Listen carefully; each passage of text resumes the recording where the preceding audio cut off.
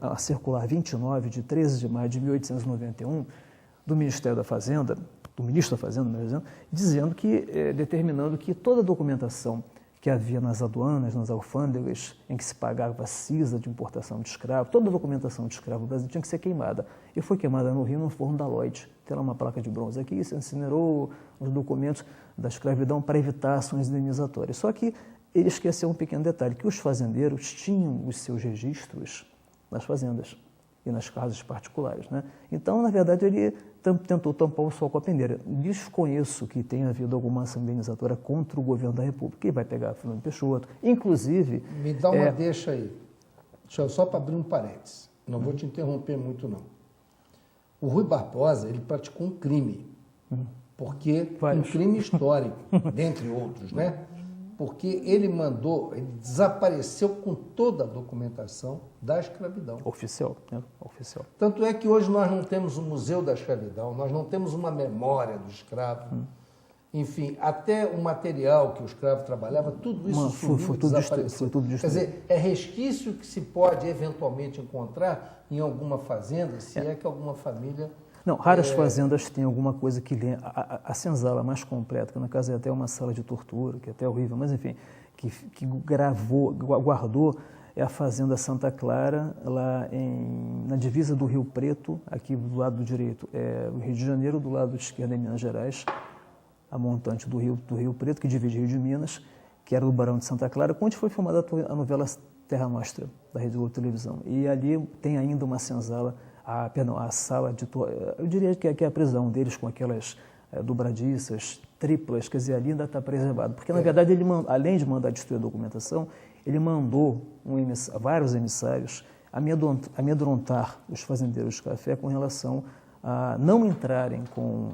ameaçando famílias inteiras, para não entrar com as ações indenizatórias, porque aquilo era uma coisa, era um patrimônio que eles tinham, né? Então, houve um movimento até do PRP paulista para tentar uma indenização, que foi logo sufocado com aquelas ameaças todas que houveram. E ele mandou também destruir aquelas senzalas, pelourinhos, troncos, ferros, quer dizer, algumas fazendas guardaram, são raras. Deixa eu retomar o trilho aqui. Bom, então você fez uma análise de que não há relação de causa e efeito entre a abolição da escravatura e a proclamação da República. Não.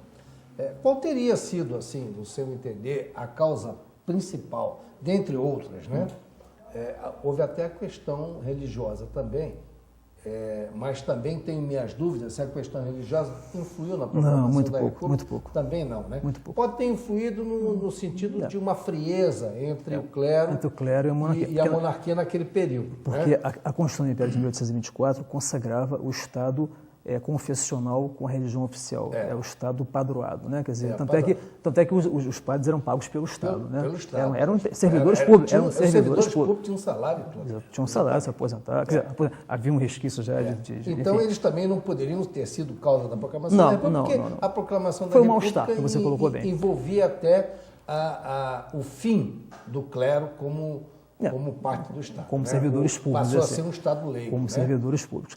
Apenas para retomar essa linha... Ou melhor, corrigindo um Estado laico. Laico. Então, o que acontece? Tinha um jornal, quem vai na Biblioteca Nacional, aqui no Museu Imperial também tem, aqui em Petrópolis, o jornal Novidades. Observe só um trecho que você vai ver no jornal Novidades, que na verdade era um porta-voz da nobreza cafeicultora, da elite cafeicultora da corte, né? Do Vale do Paraíba, de 9 de maio de 1808, alguns dias antes da assinatura da Lei Áurea. Abre aspas, é quase impossível assinalar todas as consequências desse ato ditatorial de Sua Excelência a rendeira do trono brasileiro. Quer dizer, então, lógico, em geral, a população apoiou o fim da escravidão, só que quem tinha interesses econômicos ligados a isso, é evidente que não apoiou. Então, você que não foi uma coisa unânime, muito café em Vassouras, no Vale do Paraíba, se deixou de colher naquele período de maio de 1888 até início de 1889, porque por falta de braços, que eles debandaram pelas estradas, lógico, ninguém mais queria ser, e foi inclusive uma das origens das favelas do Rio de Janeiro, porque a guarda imperial de polícia não deixava ficar na rua, então eles tinham que subir para para os morros. Agora, com relação a essa colocação da proclamação da República... que eu queria que você colocasse o seu ponto de vista. Isso é interessante. Então, a meu ver, no entender também de Pedro Calmon, Hélio Viana, Heitor Lira, os grandes historiadores do Brasil, alguns eu conheci, na verdade, foi uma coincidência de datas, 1888 com 1889. Por quê? Porque, na verdade, os militares, desde 1873, não tinham aumento de soldo. Por quê? Porque não havia inflação. Então, não havia por que dar aumento de soldo se não havia inflação. Era uma satisfação da tropa, havia aquele murmurinho. Então, se escolheu aleatoriamente aquela data 15 de novembro, que foi uma sexta-feira, quase sexta-feira 13, mas foi sexta-feira, 15 de novembro, na manhã, começaram a espalhar boatos que iam prender o Marechal Deodoro da Fonseca, que era um líder da tropa, nada especial com ele não. Era amigo do imperador, o Pedro II puxou os estudos dele, etc. Então, apenas pela questão dele de líder de tropa, uma posição destacada no Exército na época. E o Marechal Deodoro foi acordado lá por volta da manhã, 8 da manhã, tal, ele era cardíaco, teve um problema cardíaco, e falou assim, olha, está havendo uns boatos aí que vão prender o senhor, vão trocar o armamento do Exército da Guerra do Paraguai. E houve um mal-estar generalizado na tropa, que ninguém sabia, era aquela boataria. E aqueles chamados republicanos históricos, né, que é o Aristides Lobo, o Quintino Bocaiúva, Benjamin Constant, Rui Barbosa, que foi quem escreveu a Constituição da República de 1891, cópia da americana, mutatis mutandis, né, que teve como base a americana. Então, foram na casa do Marechal Deodoro, que fica ali no campo de Santana. Quem olha para o Comando Militar do Leste, à esquerda, uma casinha aqui, o Museu do Exército, está preservada. Falou assim, Marechal, vão prender o senhor, vão trocar armamentos. Aí, então, ele pegou o cavalo, estava lá na cocheira dele, que era uma chacrazinha, foi até o Comando do Exército, e ele pediu, estava lá reunido o Visconde Ouro Preto, que era o ministro do Império, e depois deu voz de prisão, de coisa de 5 minutinhos só, formal o ministro, dizendo, olha, o senhor está preso pelo que estão fazendo com o Exército, e eu tenho aqui no meu bolso uma relação de ministro que eu vou entregar ao imperador Dom Pedro II, que está em Petrópolis. Assim que ele voltar para a corte, eu vou entregar ele. Cadê a República? Isso foi 8h30 da manhã, no máximo 9 da manhã. Não há uma cronometração certinha, mas volta de 8 a 9 da manhã. Aí viu que a tropa estava direitinha, aquela manifestação, todo aquele murmurinho, houve uns quartéis que se sublevaram em apoio ao Marechal Deodoro. Ele mandou que a tropa voltasse para os seus quartéis e de República nada falou. Tanto é que quando ele entra no Comando Militar do Leste, no quartel do Exército, né, antigo, ele dá vivas ao imperador, que era praxe, o comandante, o mais graduado, dá vivas ao imperador, era uma praxe histórica, né, das Forças Armadas, no caso do Exército. Então, ele vai para casa e de República nada se falou. E aqueles boateiros, os republicanos históricos, Quintino Bocaiúva, Benjamin Constant, Aristides Lobo, Rui Barbosa, vão lá, começa aqui, poxa, mas o Marechal não falou em República, não proclamou nada, e agora? O que nós fazemos? Aí, nesse meio tempo, o Visconde Dom Pedro liga para aqui, por telefone, não tinha telemar, mas já tinha telefone aqui no Rio de Janeiro, o Império tinha 10 mil telefones, e funcionava. Hoje não funciona muito, mas funciona. Vou assinalar o que ele falou, né? Na época do Império, 10 mil telefones. 10 mil telefones instalados na cidade do Rio funcionavam, de Janeiro. Né? Graças à visão de Dom Pedro II. A visão de Dom Pedro II. O que acontece? Para o Império, e era um dos países do mundo que tinha mais de telefones instalados. E funcionando, incrível.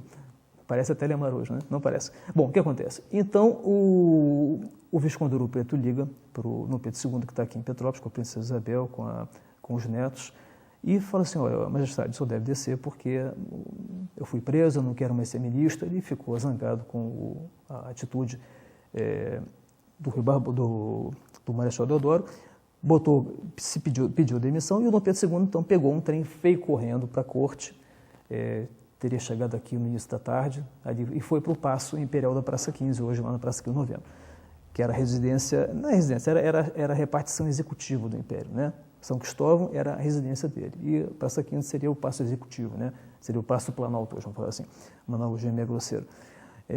Então, aí que vem o acaso, né? Aí que vem um azar mesmo, já foi um azar e tanto. Tanto é que a Dona Isabel, a Princesa Isabel, comenta nas memórias dela, poxa, meu pai não tinha nada que aceitar, porque era a praxe do imperador aceitar o nome do ministro demissionário que ele indicava, como é na Inglaterra hoje também. Né? Se amanhã o primeiro-ministro se demitir, a Rainha Elizabeth vai aceitar um nome, teoricamente, vai aceitar, como o rei Jorge VI, o pai dela, aceitou o nome do Churchill, pelo ministro Chamberlain demissionário, é a mesma coisa. É uma tradição em todas as monarquias que são parlamentaristas. Uhum. E o que aconteceu? Por azar, o Visconde Ouro Preto, no momento de nervosismo, e o Dom Pedro II também, imagino que sim, oferece o nome do senador gaúcho Gaspar da Silveira Martins, que tinha então 55 anos, que estava vindo para a corte por navio, do Rio Grande do Sul até o Rio. Só que ele esqueceu que os dois, o Marechal Deodoro e o Silveira Martins, eram inimigos mortais. Por quê? Porque por volta de 1883, 85, quando o Deodoro foi comandante de armas do Rio Grande do Sul, os dois disputaram, como é que eu vou falar? Os amores da senhora baronesa do Triunfo, dona Ana Carolina de Andrade Neves. Era viúva do Barão do Triunfo, que morreu em Assunção em 69. Um paraguaio matou o senhor Barão do Triunfo. Quando ele estava entrando em Assunção. Parece que há uma versão que aventurou com Caxias, então ele teria sido morto por um paraguaio. Muito bem, então o Dom Pedro II naquele momento aceita. Não, tá bom, então vamos então chamar o Silveira Martins. E a princesa Isabel não quis, porque ela lembrou desse fato. E ele estava ainda navegando, quer dizer, indo para a corte. Falou, pai, a gente não vai, pode esperar chegar aqui, ainda chegaria daqui a 2 dias. Então, quer dizer, então tem que ter alguém aqui para controlar a situação. E logo quem o Benjamin Constant sabe disso através de um guarda do Paço. Benjamin Constant, para mim, foi o Candinha da República, né? Um grande fofoqueiro. Um dos chamados republicanos históricos. Um histórico não tem nada, foi um conspirador, oportunista. Enfim, então... Oportunista e acabou se suicidando depois. É verdade. Então, o que acontece? Ele leva a notícia, isso já é à noite. Então, repara só, todo aquele bastidor de negociações aconteceu durante a tarde, no dia 15 da sexta-feira, 15 de novembro. Então, de República, nada se falou de manhã, quando o Deodoro prendeu por 5 minutos ou 6 minutos, o Visconde Ouro Preto. O senhor Visconde foi preso, pediu demissão do cargo, Dom Pedro II volta e, por azar, não lembra que o senador Gaspar da Silveira Martins é inimigo mortal do Deodoro e aceita a demissão, aceita a nomeação dele. E o Deodoro, quando sabe disso, através do Benjamin Constant, que tinha no Bocaiúva, o Rui Barbosa, que estavam de plantão, cadê a República, tem que fazer a República, não sei o quê. E ele chega lá, então, e fala assim, já por volta das 8 horas da noite, não há também uma hora cronometrada, mas eu acredito entre 7 e 8 horas da noite. O Marechal, sabe quem é que vai ser o ministro no lugar do Visconde Ouro Preto? Ele fala, não, eu estou aqui na cama, estou acamado, estou doente. O senador Gaspar da Silveira Martins. Aí ele se levanta, dá um pulo da cama, olha, qualquer um menos esse. Ô Rui Barbosa, cadê aquele papel que você pediu para eu assinar de manhã, que está proclamado a República, que já estava prontinho? Ele Decreto já 1 da República. Anteriormente assinado. Decreto 1 da República, então ele assinou. Aí, voltando, alguém também comunica no Pedro II o mal-entendido, que ele não podia nunca ter aceitado o nome do Silveira Martins para ministro do Império. Resultado, aí há uma reunião de emergência já à noite, um pouco mais tarde, talvez 9 horas da noite, 9h30 da noite, entre o Dom Pedro II, o Ouro Preto e aqueles assessores os ministros mais próximos, os secretários mais próximos. E indicaram um outro nome. Olha, vamos então tirar agora o Silveira Martins, vamos levar o Marechal Deodoro, que eu vou aceitar então o nome do conselheiro Saraiva, da lei do sexagenário. E então, o conselheiro Saraiva é chamado ao Paço Imperial, manda um emissário, que é o capitão Trompovski, para o Marechal Deodoro, na casa dele. Marechal, olha, o Dom Pedro II voltou atrás, não vai ser mais o senador Gaspar da Silveira Martins, vai ser o conselheiro Saraiva. Aí ele fala assim, olha, então diga a Dom Pedro II que eu já assinei o decreto que está proclamado a República, eu não vou voltar atrás, o fato está consumado. Ainda se tentou um encontro entre eles, mas diz aquela frase, se eu for, eu choro, o velho chora e está tudo perdido. Então, eu vou interromper aqui seu histórico, está muito bom, muito interessante, mas eu queria trazer aqui também um testemunho do príncipe imperial real, a sua Alteza, Dom Bertrand, de Orleans e Bragança, seu primo. Primo lógico.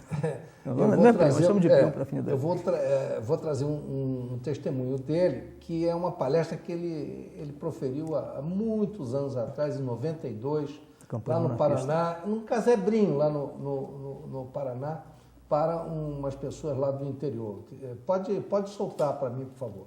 Com efeito, todos sabem que com a República os bens da família imperial foram confiscados.